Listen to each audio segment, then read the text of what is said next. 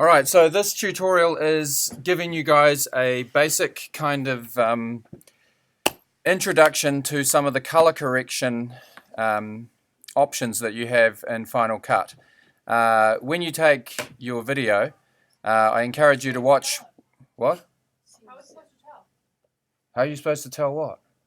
Color correction if the screen is yellow. Yeah, don't worry about that, alright? It's not going to be yellow on YouTube, okay? It's just yellow on that screen. It's not going to be yellow when you watch it again, okay? Look, I'm going to fix things, okay? Where was I? Yeah, color correction.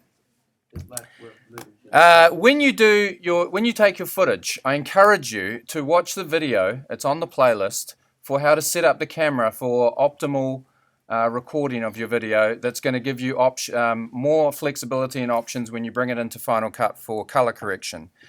The reason that you would want to color correct your film is if your footage is slightly underexposed or slightly overexposed or not quite how you want it to look, then you can fix it.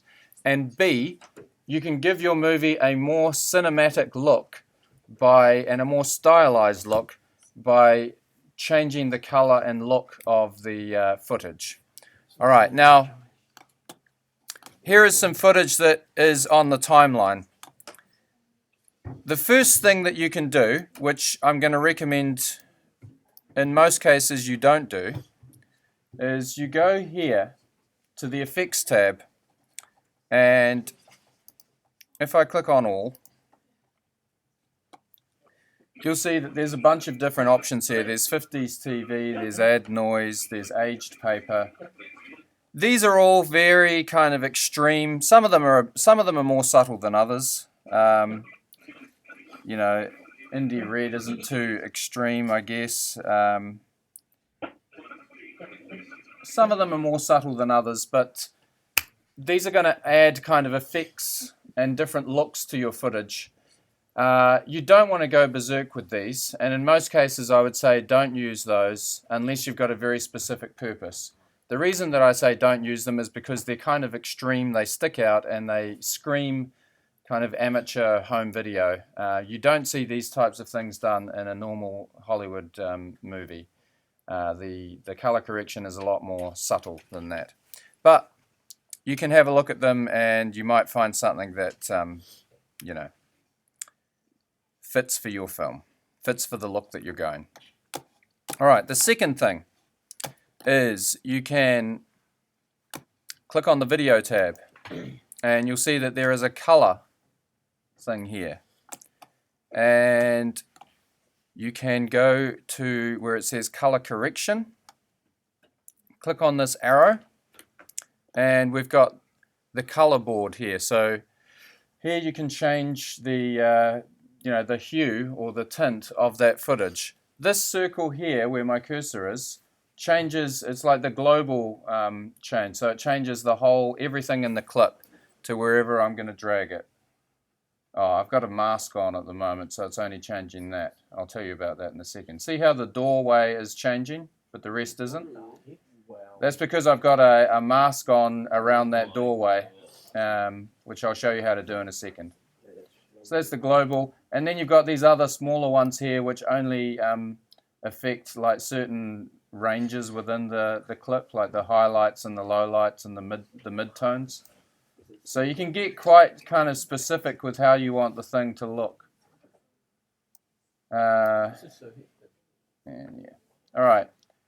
Now, why you might want to use a mask to only kind of adjust the color in part of the frame is, let's say you've got this shot here and you want, you know, the doorway here to look a certain way. Another way, a more common one is, let's say we've got a shot here. Where is it? Let's say we want the horizon. Let's say we've got a lockdown camera shot and we want the horizon to look a certain way. We want like a blood red horizon or something like that. Before I forget, you can also go into saturation here. And you can amp up the color saturation so it looks a lot more vibrant, or you can bring it right down so it's almost black and white. And you decide on, you know, if you want the mood to be kind of bright or dull, you can do that. And you can go into exposure as well. If you want it to look brighter, you can amp that up. If you want it to look darker and moodier, you can bring it down. And again, you've got the global setting, and then you've got different ranges within the thing as well. So it's like the high tones, the mid tones, and the low tones. Okay. All right. I'll just go back into there. Another option, another really quick option, if you don't want to fart ass around with all of that stuff, is you can go into this thing here where it says presets. And this gives you a range of different looks that have already been like color graded, basically, that you can just click on and they apply it. So Alien Lab, let's have a look at what that looks like. It makes it go kind of Alien Labby. Cool makes it look like that. Fall Sun makes it look like that. All right, so you've got a different bunch of options there. Michael, sit up. Sit up, Michael. You look... All right. This is basically a movie, though. It's like so good. What? It's not a movie at all. Your voice all right. Like you could be narrating a movie. The last thing that I'll talk to you about is how to apply one of those masks. So here where I've got color correction, if you look where my cursor is, I can click Add Shape Mask. And the default is a circle, but I can I can make it into a square and then a rectangle. So let's move it up to the horizon there, and let's sort of rotate it a bit so that we get that. Let's move it up there. Alright, so now I can change the color in just that horizon bit. So let's muck around with that a little bit.